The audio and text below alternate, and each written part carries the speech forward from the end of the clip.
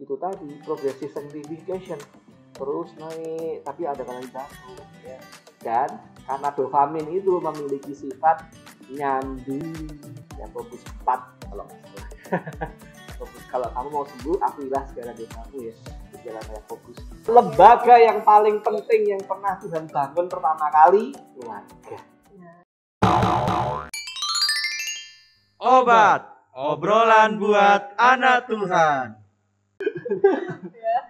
Oke, Kak Teo mau tanya ya. Tadi kan kita sempat membahas tentang seksual dan juga hal kekudusan ya. Bahwa ternyata seks itu adalah hal yang indah sebenarnya dari Tuhan, tapi karena kejatuhan ya kan, karena kejatuhan manusia dalam dosa dan juga akhirnya dipakai oleh iblis ya kan.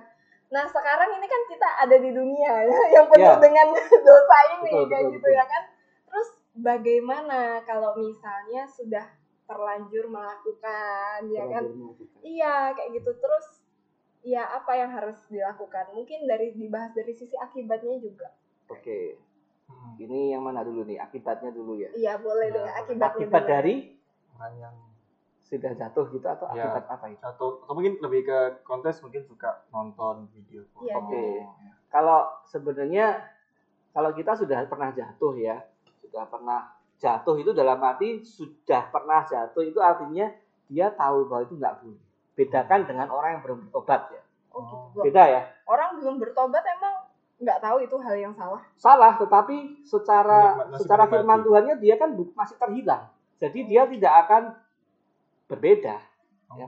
Perilakunya berbeda ya. Berbeda tentunya ya. Nah, kalau sebagai anak Tuhan pastinya akan tuntutannya berbeda. Makanya juga mau dari segi yang mana dulu ya? Dua-duanya aja. Biasanya biar clear.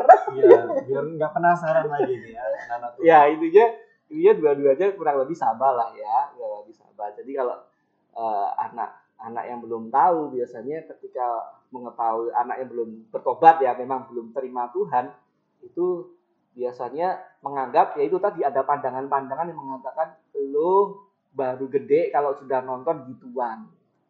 Nah dia nggak akan, itu kan biasa, normanya kayak gitu. Iya.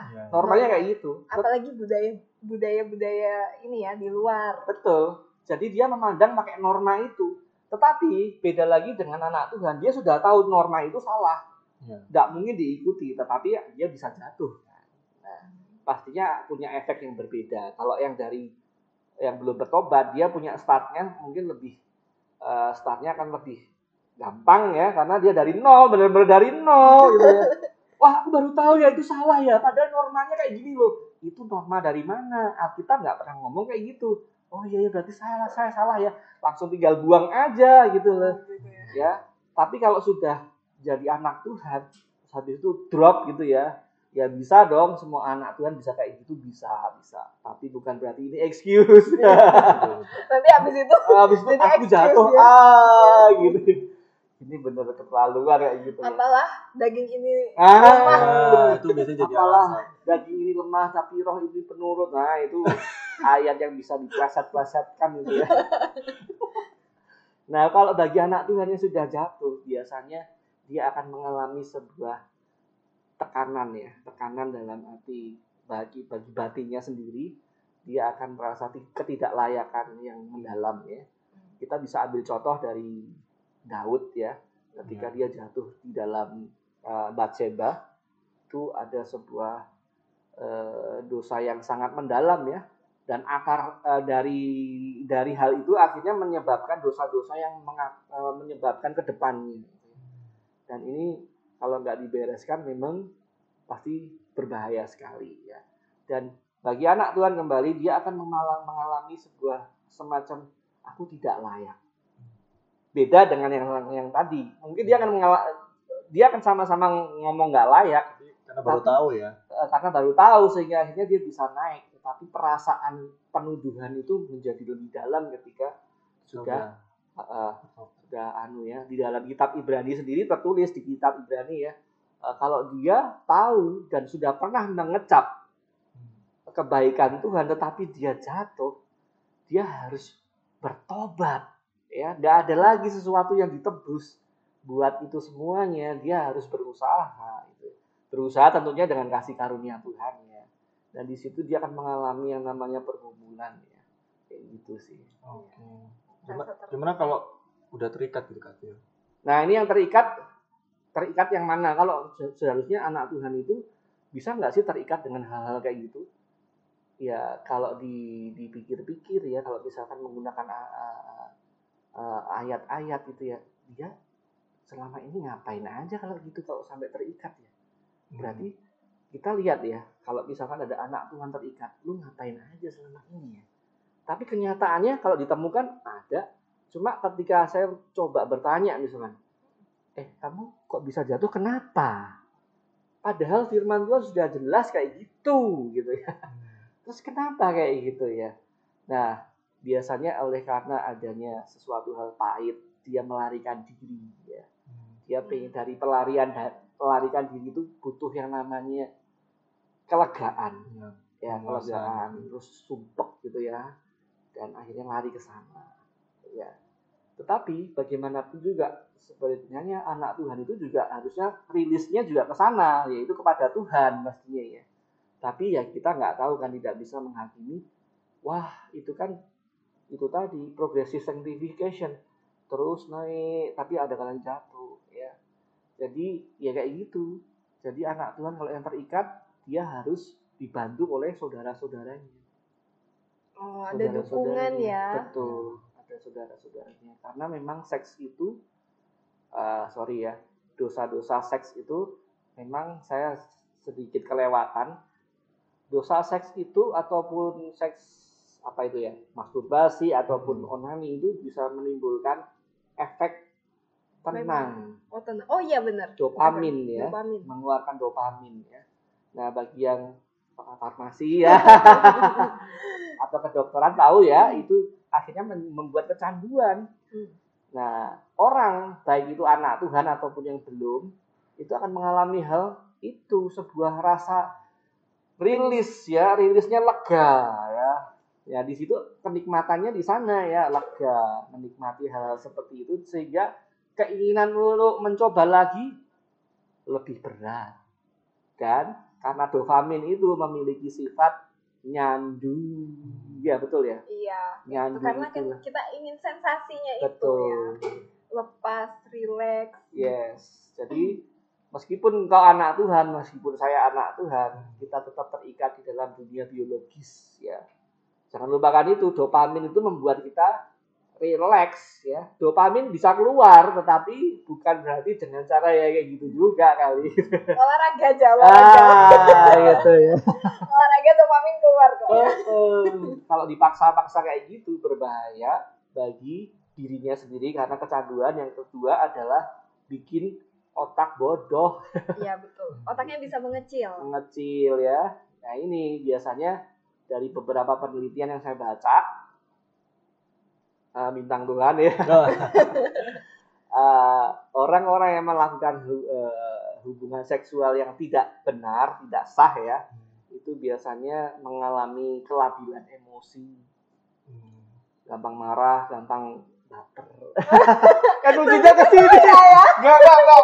Bisa saja baper gitu aja ya. Enggak, ini menunjuk, ini bukan berarti dia baperan. Dia baik sekali loh, tunjuk ke saya. Makasih loh ya, sekali Anda. Baper itu macam-macam ya, bisa bikin gampang marah, gampang sedih, gampang merasa, aduh aku ini paling menderita ya, aduh aku stres ya, gitu ya. Labil banget gitu ya. Nah itu bahaya banget bintang Tuhan ya. Sama kehilangan pertimbangan. Ya, jadi nggak bisa. Enggak, bingung jadinya.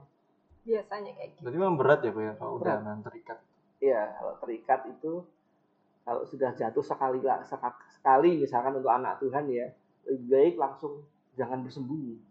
Maksudnya ketemu orang gembalanya langsung, karena itu akan berbahaya. Karena seks itu kan tadi bersifat nyandu ya. Dia kalau nggak segera diungkapkan, nggak segera ditolong, dia akan minta lagi, dan semakin brutal permintaannya.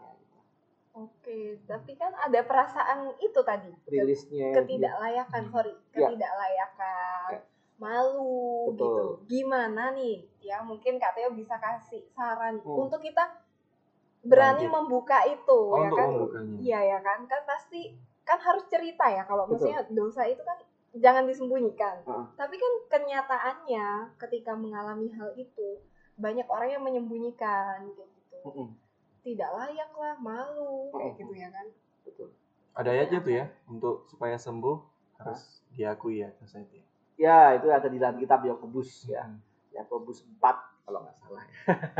Yakobus, kalau kamu mau sembuh, akuilah segala dosamu ya. Di dalam Yakobus.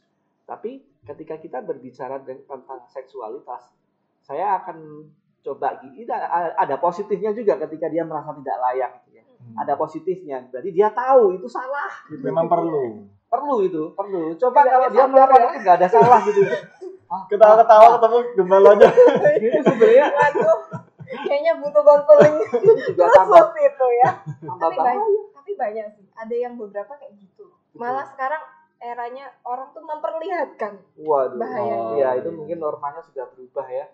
Mereka malah kamu nggak cowok kalau kamu nggak kayak gitu ya. Itu ya gila ya. Sesuatu hal yang ya Tuhan ampunilah itu ya. Nah, bagaimana dengan orang-orang yang sudah merasa nggak layak? Dan di sini memang perlu pendekatan. Ini saya lebih mengarah ke arah keluarga. Inilah fungsi dari family baik itu family rohani maupun family secara biologis. Tuhan menciptakan keluarga itu bukan ngawur. Ya, lembaga yang paling penting yang pernah Tuhan bangun pertama kali keluarga. Diingat baik-baik loh ya. Ingat, lembaga yang pertama kali yang dibangun Tuhan yang penting bagi manusia pertama keluarga.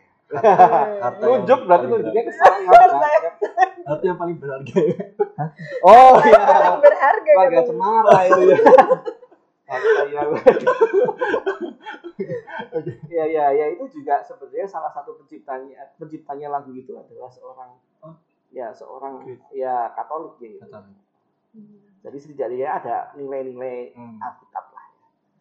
Nah itu, jadi kita kembali, keluarga itu adalah sebuah lembaga yang penting, yang Tuhan tidak main-main di sana. Ya. Dalam keluarga ini tersimpan harta. Harta karun. Bukan itu ya Kak ya, tapi di dalam keluarga itu ada keterbukaan ya. Jadi kalau keluarga itu tidak terbuka itu pasti ada yang harus dicari tahu ada apa ini ya. Ya. Ketika ada keluarga berkumpul habis itu dia pakai topeng itu kok aneh ya gitu ya. Keluarga itu diciptakan Tuhan untuk membentuk sebuah persekutuan ya. Jadi persekutuan itu dimulai dari keluarga dulu, bukan di gereja. Ya, gereja itu nanti ya. Nanti di dalam keluarga ini ada persekutuan, kalau kita kenal ada mesbah keluarga ya. Di sana ada membaca firman Tuhan bersama, berdoa bersama ya. Memang untuk zaman sekarang ini nggak mudah. Ada yang ngomong saya sibuk ya. Saya kerja pelayanan sini, pelayanan sono ya. Ya saya tidak akan memberikan penghakiman. Harus kayak gini, enggak lah. Saya juga mengetahui hal-hal seperti itu nggak mudah. Tapi setidak-tidaknya melalui hari ini kita tahu bahwa keluarga itu memiliki potensi yang kekuatan yang luar biasa untuk mengubahkan. Tentunya Tuhan yang mengubahkan ya Tuhan. Tetapi melalui keluarga Tuhan itu berperan luar biasa di sana. Nah, ketika di dalam keluarga itu terjadi trust, belief, maka dosa-dosa apapun itu mudah ya, untuk dibuka. Tadi aku kayak gini. Aku kayak gini. Oh ya, bukan menghakimi. Kamu sih kayak gini. Jadi mau cerita ya, mau gimana? Nah ini biasanya keluarga-keluarga. Saya pribadi pun juga pernah ngalami kayak gitu. Bukannya waktu ngaku malah, begitu ya. Itu nggak boleh loh ya. Nah itu masih nggak apa-apa. Tapi kamu sih. Jadi nggak jadi ngomong. Awas ya. Jadi keluarga itu harusnya dia keras dalam arti disiplin ya, tapi juga ada kasih di dalamnya. Disiplin di dalam hal hidup, keras terhadap dosa, tetapi ada kasih sayang di dalamnya. Dan itu nggak mudah. Saya bisa ngomong kayak gini, tapi bisa ngelakuin, Kak. Susah banget itu kayaknya. Susah banget. Soalnya susah loh, disiplin dan juga ada kasih di dalamnya. Kadang kasih bisa melewati, bisa nggak disiplin. Terlalu over. Iya, terlalu Kasihnya disiplin. Nanti kasihnya kurang. Kadang berat sebelah. Nah itu ya, dari keluarga dulu ya. Dari keluarga itu punya pandangan, punya pemahaman firman Tuhan dalam arti kasih Tuhan yang benar ya. Saya percaya kita semuanya sedang belajar sebagai bentuk keluarga, baik itu rohani maupun keluarga biologis. Saya berusaha untuk tidak membandingkan, dua-duanya penting. Ya, kalau tidak penting, ngapain kita dilahirin dari biologis gitu ya. Penting. Betul. Gitu. Mari kita membentuk keluarga, di dalam keluarga itu kita menjadi lebih bisa menjadi pribadi yang sehat, pribadi yang memiliki kepribadian yang kuat, kepribadian yang takut akan Tuhan itu dimulai dari keluarga, bukan dari gereja. Pendetamu itu hanya ketemu seminggu pengpiro sih? Mungkin 3 kali ya paling banyak ya. Minimal sekali kan? Ya. Cuma 3 kali, apalagi cuma 2 jam lagi. Sedangkan papa mamamu, kalau misalkan bagi mereka yang tidak ngekos ya, nah ini makanya orang-orang yang ngekos hati-hati. Bukan berarti kamu free, tapi ancaman itu terjadi. Ancaman dalam arti dosa itu sedang melirik. Kebanyakan dosa itu terjadi ketika nggak ada yang ngawasi. Oh iya benar. Yo, kalau kita lepas dari orang tua itu biasanya udah kayak anak ayam lepas dari induknya. Tapi malah terjerumus ya. Saya dulu pernah berpikir kayak gitu, bebas dengan orang tua, aku boleh gini.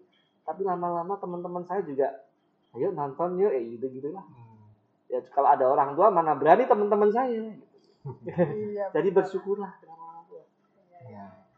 Ingat bahwa ketika kita sudah dilahirkan, maka sesungguhnya kuasa daripada iblis itu sudah dilumpuhkan. Kuasa iblis sudah dilumpuhkan, ya. Nah, gimana obrolan buat anak Tuhannya tadi? Kalau teman-teman ada topik yang menarik dan juga ada pertanyaan, silakan komen di YouTube channel kita. Jangan lupa untuk like, share, dan subscribe. Dan juga bunyikan tombol loncengnya. Ditunggu konten-konten menarik kita berikutnya. Tuhan Yesus memberkati.